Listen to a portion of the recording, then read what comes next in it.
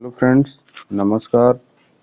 मैं आपके अपने चैनल में स्वागत करता हूं। दोस्तों देखिए, आज हम बात करने वाले हैं जो रेलवे वैकेंसी आई थी टेक्नीशियन की। ठीक है, अब देखिए रेलवे ने एक मौका दिया है। ठीक है, रेलवे ने एक और मौका दिया है भारतीय रेलवे में टेक्नीशियन की पोस्ट पर चयन होने के लिए। जैसे कि हमारा ये थंबनेल है कि भारतीय रेलवे ने दिया टेक्नीशियन बनने का एक और अवसर। ठीक है, तो फॉर्म रीओपन हुए हैं, जल्दी करें आवेदन। सिलेक्शन तक की संपूर्ण जानकारी इस वीडियो में हम देने वाले हैं। ठीक है, तो बने रहिए वीडियो में कि किस आवेदन कैसे करें, आवेदन की लास्ट डेट क्या होगी, क्या इसकी फ़ीस है, ठीक, क्या इसका सिलेबस है, क्या इसकी पूरी चयन प्रक्रिया है, हम इसी पर चर्चा करने वाले हैं। तो ठीक है दोस्तों, शुरू करते हैं अपनी वीडियो को। अगर वीडियो अच्छी लगे तो चैनल को लाइक करना, सब्सक्राइब करना और अपने मित्रों में शेयर करना, क्योंकि हम शुरू से लेकर एंड तक, यानी कि आपको रेलवे के फाइनल सिलेक्शन तक आपके साथ बने रहेंगे और आपको समय समय पर जानकारी देते रहेंगे और सिलेबस के अकॉर्डिंग आपको तैयारी भी कराएंगे। ठीक है, तो ठीक है, चलिए देखते हैं क्या है इसका शेड्यूल। देखिए, जैसे कि हमने देखा कि जो इसकी पहले ये फॉर्म ओपन हो चुके थे। ठीक है, ये जो फॉर्म है पहले ओपन हो चुके थे, तो उस समय क्या था कि इसकी जो फार्म वार्म भरने की जो स्टार्टिंग वगैरह थी, ये देखिए मार्च में ये फार्म भरे गए थे। लास्ट डेट भी लगभग अप्रैल वगैरह में हो गई थी। तो इस तरीके से अब ये वैकेंसी पहले कम थी। ठीक, गवर्नमेंट ने क्या काम करा कि इसमें जो वैकेंसी इंक्रीज कब करी थी कि 22 अगस्त को इसमें वैकेंसी इंक्रीज हो गई। शायद गवर्नमेंट को लगा होगा कि बच्चों का इसमें जो वैकेंसी बढ़ी हैं और बच्चे इसमें आवेदक कम हैं, तो शायद इसी वजह से भारतीय रेलवे ने एक अवसर और दिया है और हमें उस अवसर का लाभ उठाना चाहिए। अगर जिस भी दोस्तों ने इसकी योग्यता रखते हैं और आवेदन नहीं किया है, तो देखिए ये फॉर्म जो है यानी कि 2 अक्टूबर से स्टार्ट हो रहे हैं और 16 अक्टूबर तक लगभग हमें 14 दिन का मौका इसमें मिलता है। और अभी इसका एग्ज़ाम का कोई शेड्यूल नहीं है। जैसे ही इसका एग्ज़ाम का शेड्यूल आएगा हम आपको सबसे पहले जानकारी देने का प्रयास करेंगे। ठीक है, और करना चाहिए। ठीक है, देखते हैं कि इसकी देखिए फ़ीस जनरल ओबीसी ईडब्ल्यूएस के लिए ये 500 रुपये है और एससी एसटी पीएच कैंडिडेट के लिए 250 रुपये है। ऑल कैटेगरी फीमेल के लिए भी 250 रुपये है। आफ्टर अपेयर देखिए, इसे समझने का प्रयास करिए, फ़ीस थोड़ा ज़्यादा लग रही होगी आपको। जब आप सीबीटी 1 में, यानी सीबीटी 1 नहीं, इसमें तो सीबीटी एक ही होगा। ठीक है, इसमें सीबीटी 1 सीबीटी 2 का कोई ऐसा रोल नहीं है।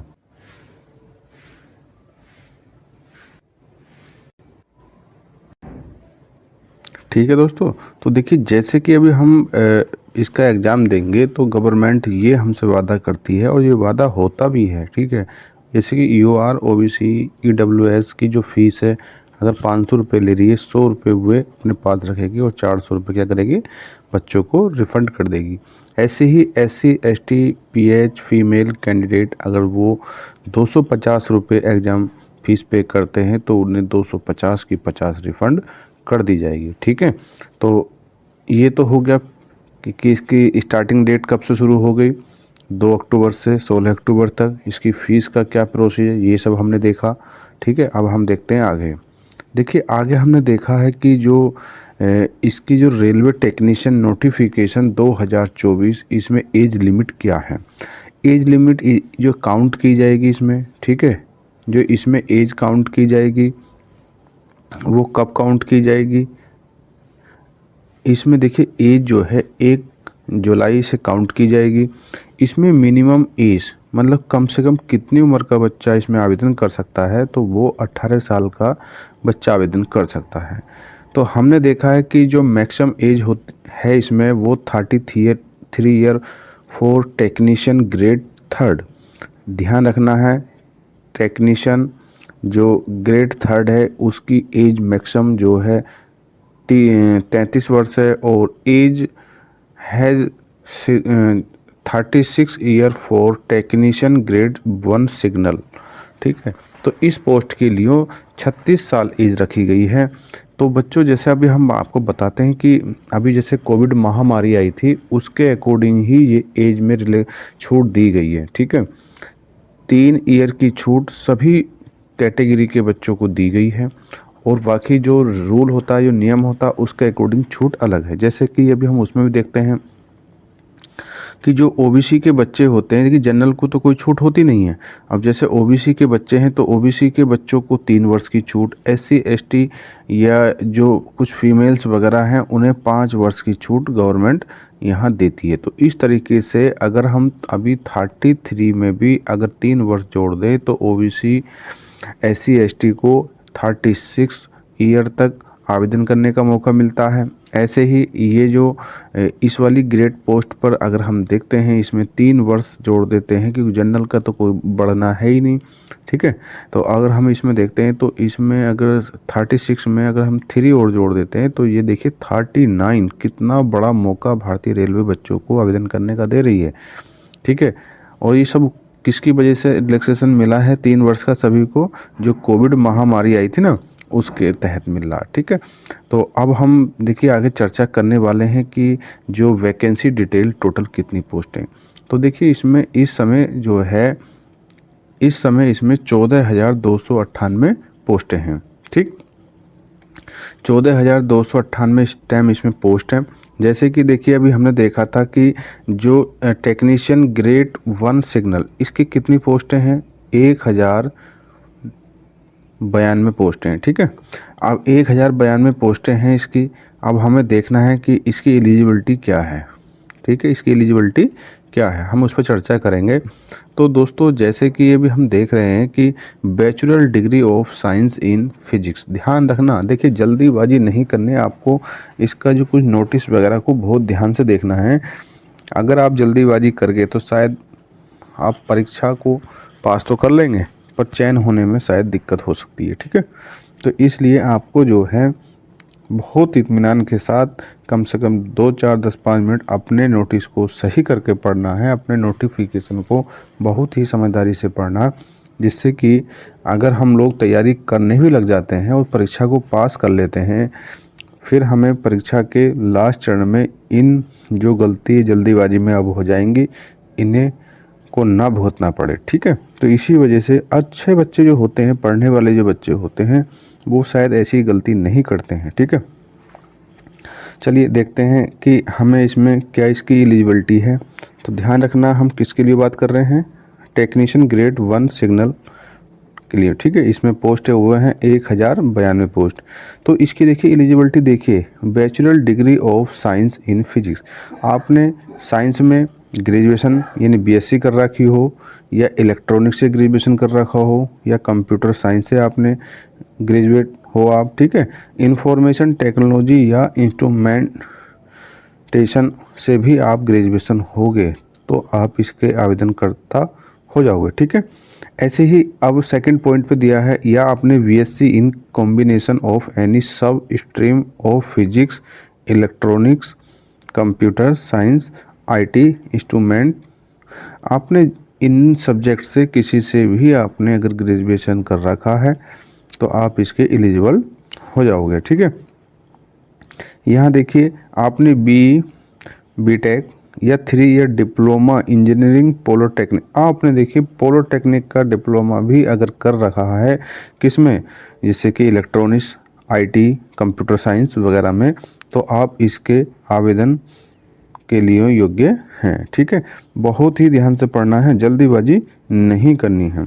अब हम यहाँ देखते हैं कि ये जो ग्रेड 1 की तो बात होगी, अब हम देखते हैं ग्रेड 3। ठीक है, टेक्नीशियन ग्रेड 3।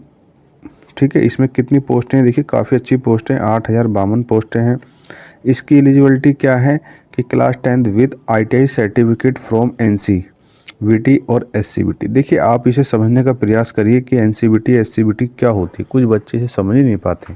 जब वे उसे समझ नहीं पाते हैं, जब बच्चे अपनी एलिजिबिलिटी योग्यता को ही नहीं समझ पाते हैं तो शायद उन्हें दिक्कत हो जाती है। ठीक है, आपको देखना है NCVT और SCVT। जब हम ITI करते हैं किसी भी कॉलेज से तो वहाँ उस कॉलेज का संचालन होता है। तो कुछ कॉलेज क्या काम, कुछ कॉलेज जो एनसीवीटी जो केंद्र से मान्यता प्राप्त होती है या केंद्र लेवल से अपने अप्रूवल लेती हैं, तो वो एनसीवीटी के अंतर्गत आते हैं। कुछ आईटीआई कॉलेज होते हैं जो स्टेट लेवल पर अपना पाठ्यक्रम संचालित करते हैं। ठीक है, सॉरी।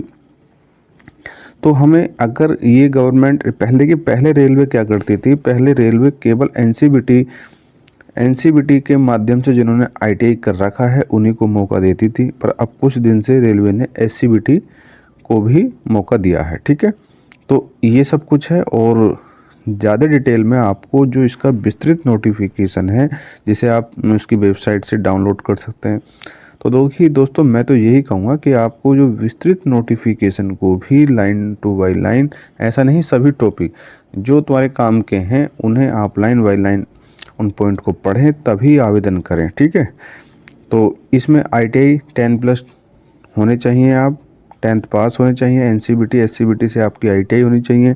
तो आप जो है इस पोस्ट के लिए भी ये निकली हैं, इनके लिए भी आवेदन कर सकते हैं। और देखिए टेक्नीशियन ग्रेड 3 वर्कशॉप, ठीक है, यहाँ भी 5154 पोस्ट हैं, इसके लिए भी आप आवेदन कर सकते हैं। ठीक है,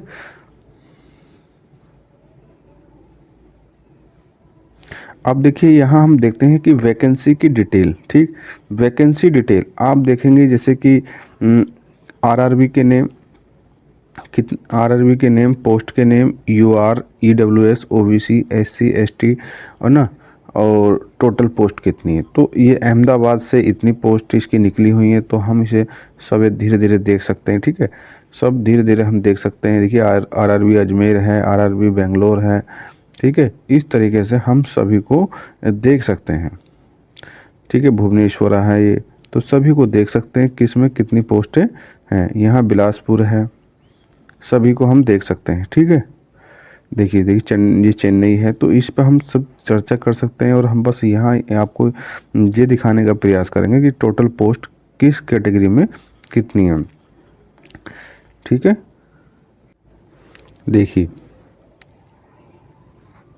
देखिए जैसे कि अभी हम बता दें कि टोटल पोस्ट देखिए, जैसे कि जनरल की ये पोस्टें हैं, ईडब्ल्यूएस की ये हैं, ओबीसी कितनी है, एससी कितनी है, एसटी कितनी, और जो टोटल पोस्टें हैं वो 14,298 हैं। तो ठीक है दोस्तों, हमने इसका देखा कि इसके जो डेट्स आवेदन की कब है, कब तक है, इसकी फ़ीस क्या है। ठीक है, इसकी आयु से संबंधित भी हमने बात करी कि इसकी आयु कितनी है, कितनी छूट है ना। और हमने इसका जो वैकेंसी डिटेल भी देख ली कि इसमें वैकेंसी कितनी है। तो दोस्तों अब इसमें देखिए सबसे एक महत्वपूर्ण हमारा पॉइंट रह गया कि इसका सिलेबस क्या है, इसकी भर्ती की प्रक्रिया क्या है। तो दोस्तों हम उसी पर अब चर्चा करने वाले हैं। तो ठीक है, देखिए अब हम बात करने वाले हैं कि जो भर्ती प्रक्रिया, ध्यान देना है कि भर्ती प्रक्रिया क्या है इसकी। ठीक है, अब हम देखिए इसे पढ़ने का प्रयास करते हैं। ये इसका नोटिफिकेशन है। ठीक है, ये इसका नोटिफिकेशन है, आपको किसी गलत माध्यम पे नहीं देखना है, बस सिर्फ आपको इसका ऑथेंटिक सोर्स को ही देखना है। क्योंकि कभी कभी क्या होता है, कुछ लोग बच्चों को बहुत ही ज़्यादा अपने को स्मार्ट समझते हुए बच्चों को गलत जानकारी दे देते हैं। ठीक है, तो आपको हम बताते हैं कि जो आरआरबी ने जो इसका एक भर्ती की क्या प्रक्रिया है, उसे आप देखिए ध्यान से पढ़िए। ठीक है, ध्यान से पढ़ने को तभी आप कामयाब हो सकते हैं। ठीक है, देखिए क्या लिखा है कि यहाँ लिखा है कि जो उम्मीदवार है,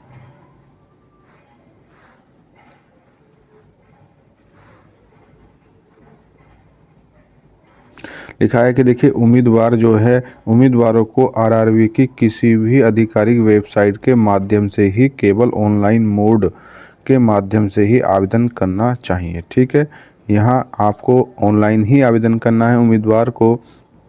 उम्मीदवार एक वेतन स्तर के लिए केवल एक आरआरबी पर आवेदन कर सकते हैं। ध्यान देना, यहाँ की ये कह रहा है कि आपने जो ग्रेड लेवल दिए हैं उसके लिए आप केवल एक बार ही आवेदन कर सकते हैं, और एक बार ही उसके लिए क्या, देखिए हाँ, एक वेतन स्तर, जैसे कि यहाँ 2 वेतन स्तर थे, एक वेतन स्तर के लिए केवल एक बार आवेदन कर सकते हैं, एक से ज़्यादा बार आप आवेदन नहीं कर सकते।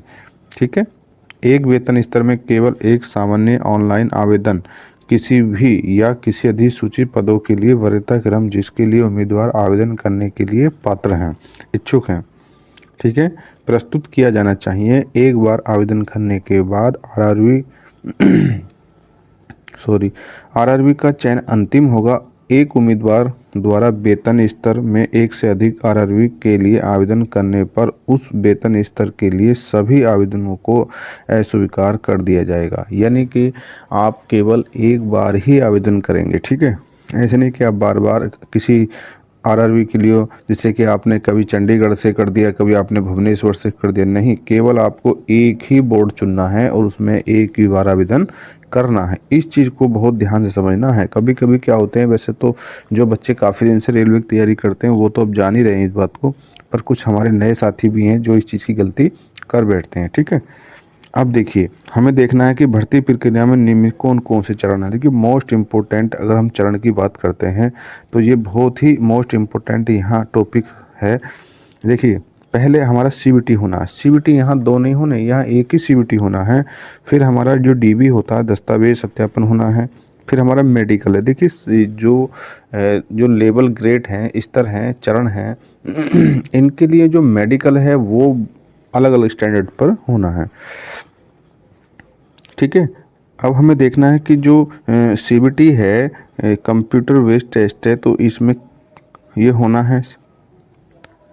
देखिए, एक बहुत ध्यान देने वाली बात है दोस्त, देखो ये क्या लिख रहा है, कंप्यूटर आधारित यानी सीबीटी प्रत्येक वेतन स्तर के लिए अलग सीबीटी होगा, ठीक है, प्रत्येक वेतन स्तर के लिए अलग सीबीटी होगा। वेतन स्तर 5 पोस्ट यानी कि तकनीशियन ग्रेड 1 सिग्नल के लिए सीबीटी का पैटर्न और पाठ्यक्रम ये है। कौन से के लिए ध्यान देना है, तकनीशियन ग्रेड 1 जिसमें 1092 पोस्टें हैं, उसके लिए यहाँ सिलेबस और पाठ्यक्रम पर हम चर्चा कर रहे हैं। देखिए, इसमें कुल अवधि 90 मिनट यानी 1.5 घंटे की ये परीक्षा होगी। कुल प्रश्नों की संख्या इसमें 100 होगी। प्रत्येक गलत उत्तर के लिए 1/3 अंक की दर से नकारात्मक यानी कि निगेटिव मार्किंग है। दोस्तों, रेलवे तो निगेटिव मार्किंग देता ही है, ठीक है। कुछ बच्चों को, वैसे तो काफ़ी बच्चों को पता है कि रेलवे के अंदर जो भी परीक्षा होती है उसकी 1/3 की निगेटिव मार्किंग होती है, ठीक है। आप देखिए, यहाँ नॉर्मलाइजेशन की भी चर्चा हो रही है। देखिए, पढ़िए इसे आप, ठीक है। इसमें अगर एक से अधिक शिफ्टों में जब परीक्षा होती है तो यहाँ नॉर्मलाइजेशन की प्रक्रिया भी लागू होगी। देखिए, पात्रता के लिए न्यूनतम प्रतिशत, जब आप परीक्षा में बैठते हैं तो रेलवे ये कहता है कि अगर आप UR EWS के बच्चे हो तो हमें 40% तो मार्क्स आपको लाना ही है। अगर इससे कम मार्क्स लाओगे तो आप रेलवे की सूची से बाहर हो जाओगे, ठीक। OBC के लिए 30%, SC के लिए 30%, ST के लिए 25% कम होने पर PW उम्मीदवारों के लिए इन प्रतिशत में 2% की छूट दी जा सकती है, ठीक है। तो देखिए, ये मिनिमम पासिंग मार्क भी आरआरबी ने अपने यहाँ दे रखे हैं, ठीक है, कि OBC EWS 40% कम से कम, OBC, ठीक है, OBC 30%, SC 30%, ST 25% होने पर तब आप रेलवे की सूची में आओगे। पर ऐसा नहीं है, बच्चे इन्हें क्रॉस कर जाते हैं और मेरिट जो है अप लेवल पर ही कट ऑफ लगता है, ठीक है। तो अब हमें देखना है इसका सिलेबस कि इसका सिलेबस क्या है, ठीक है। अब हमें इसका सिलेबस कर रहे थे, तो जैसे कि हमने देखा कि जो रेलवे ने बताया है कि OBC SC, ठीक है, EWS के लिए क्या एक शॉर्ट लिस्टिंग यानी मिनिमम क्वालिफाइंग मार्क क्या है, ये हमें चर्चा इस पर कर ली है, ठीक है। तो अब हम देखते हैं जैसे कि इसमें क्या क्या आता है, क्या क्या इस टॉपिक से इसमें वो आते हैं, और देखिए विस्तृत में भी हमने इसमें ये इसका जो सब्जेक्ट हैं उन्हें हमने पढ़ना है, ठीक है। देखिए, जैसे कि अभी हम देख रहे हैं कि यहाँ जो ये क्या इसका सिलेबस है और इस सिलेबस के टॉपिक वाइज कितने कितने क्वेश्चन कितने कितने नंबर के होने हैं, ठीक है। जैसे कि देखिए, अभी तकनीशियन है, ठीक है, तकनीशियन ग्रेड 1 सिग्नल के CBT 1 के लिए प्रश्न और अंकों के संभावित विषयवार ब्रेकअप, ठीक है। कौन सा विषय, GK, जिसे GK GS बोलते हैं ना, GK किसे बोलते हैं, GK बोलते हैं ना, GK, तो ये होता है GK GS। तो कितने नंबर का, 10 प्रश्न आने हैं, 10 नंबर के आने हैं। अब आता है रीजनिंग देखिए कितने नंबर का, प्रश्नों की संख्या कितनी रीजनिंग में, 15, और प्रश्न कितने, एक अंक का देखिए, एक अंक का एक प्रश्न होगा तो प्रश्नों की संख्या कितनी है 15 और नंबरों की संख्या भी कितनी होगी 15। ठीक है, अब यहाँ देखिए कंप्यूटर से संबंधित प्रश्न आने हैं तो 20 प्रश्न आने हैं, 20 ही नंबर के होंगे। अब देखिए कुछ अंक शास्त्र, ये गणित से संबंधित प्रश्न हैं, कितने 20 और नंबर कितने हैं 20। जैसे कि अब देखिए ये कुछ टेक्निकल चीज़ें हैं जैसे कि बुनियादी विज्ञान और इंजीनियरिंग, इसमें जो आपकी ट्रेड होगी उससे संबंधित और आपके साइंस से संबंधित क्वेश्चन होंगे। 35 क्वेश्चन होंगे, 35 नंबर के होंगे। तो देखिए टोटल क्वेश्चन हमारे 100 होंगे, 100 ही मार्क्स के होंगे। ठीक है, इसमें अवधि 90 मिनट की, जैसे हमने पहले बता दिया है। अगर कोई हैंडीकैप्ड यानी दिव्यांग बच्चा है तो उसके लिए हम 30 मिनट अतिरिक्त की यहाँ कामना करते हैं और गवर्नमेंट बच्चे को देती हुई है एग्ज़ाम में। ठीक है, तो इस तरीके से ये हमने देखा कि जो ग्रेड टेक्नीशियन लेवल 1 वाले जो हैं उनका सिलेबस क्या है। अब देखिए जो वेतन स्तर 2 है उसके लिए क्या सिलेबस है। ठीक है, तो इसमें हमने देखना है कि इसमें क्या है। तो दोस्तों जैसे कि देखा जा रहा है कि ये देखिए वेतन स्तर 2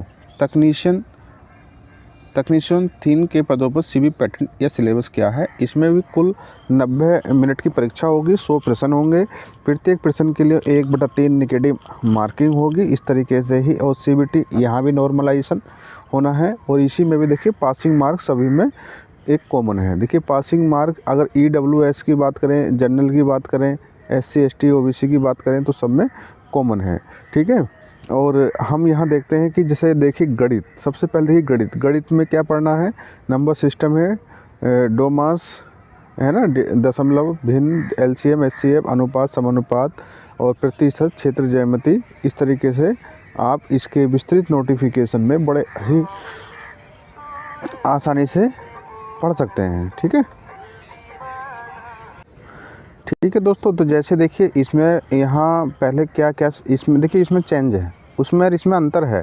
ठीक है, यहाँ अंक शास्त्र यानी कि हम यहाँ गणित की बात कर लेते हैं तो गणित में यहाँ जो प्रश्न कितने हैं, ठीक है, ये अलग है दोनों में। ठीक है, दोनों का सिलेबस थोड़ा सा नंबर ऑफ क्वेश्चंस की संख्या अलग अलग है और यहाँ एक थोड़ा वेटेज दिया है ज़्यादातर विज्ञान का। ठीक है, देखिए यहाँ अंक के यानी कि यहाँ मैथ के कितने क्वेश्चन से 25 क्वेश्चन 25 नंबर के। ठीक है, यहाँ रीजनिंग के 25 क्वेश्चन 25 नंबर के। यहाँ सामान्य विज्ञान, देखिए ये बहुत बड़ी चीज़ है, यहाँ इसमें परिवर्तन ये है कि सामान्य विज्ञान 40 क्वेश्चन हैं और कितने नंबर के 40 नंबर के। ठीक है, और यहाँ देखते हैं कि सामान्य जागरूकता जिसे हम जीके बोलते हैं ना, जीके, ठीक है, जिसे हम क्या बोलते हैं जीके, जीएस और एजी जनरल अवेयरनेस भी बोलते हैं। ठीक है, इसमें 10 क्वेश्चन होंगे 10 नंबर के। इसमें देखिए कुछ नहीं 2-3 क्वेश्चन करंट अफेयर से रिलेटेड भी होते हैं। टोटल क्वेश्चन 100 हैं और 100 नंबर के हैं। जैसे पहले ही बताया जा चुका है कि जो दिव्यांग छात्र होते हैं उन्हें 30 मिनट अतिरिक्त दिए जाते हैं, यानी कि उन्हें 100 क्वेश्चन करने के लिए 120 मिनट यानी कि 2 घंटे का समय दिया जाता है। ठीक है, तो इस तरीके से हमने ये सिलेबस देखा। ठीक है, तो दोस्तों अब ज़्यादा जानकारी के लिए आप इसका जो ऑफिशियल वेबसाइट है वहाँ जाएंगे और वहाँ से इसका नोटिफिकेशन डाउनलोड करेंगे और बहुत ही गहन अध्ययन करने के बाद ही रेलवे में आवेदन करें।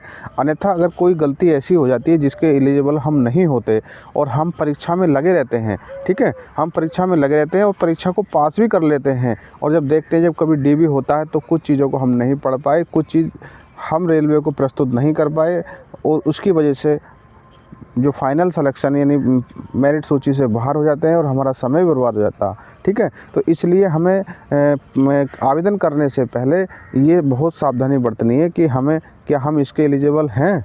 अगर हैं तो इसका हम आवेदन कर सकते हैं और अच्छे से तैयारी कर सकते हैं और रेलवे में अपना एक भविष्य बना सकते हैं। ठीक है दोस्तों, अगर हमारी वीडियो आपको अच्छी लगती है तो इसे लाइक शेयर करें और कमेंट करके बताएं कि हम इसमें और क्या सुधार कर सकते हैं, क्योंकि हम आपको रेलवे के फाइनल सिलेक्शन तक लेके चलने वाले हैं। ठीक है, और ठीक है दोस्तों, मिलते हैं किसी नेक्स्ट वीडियो में, तब तक के लिए जय हिंद जय भारत।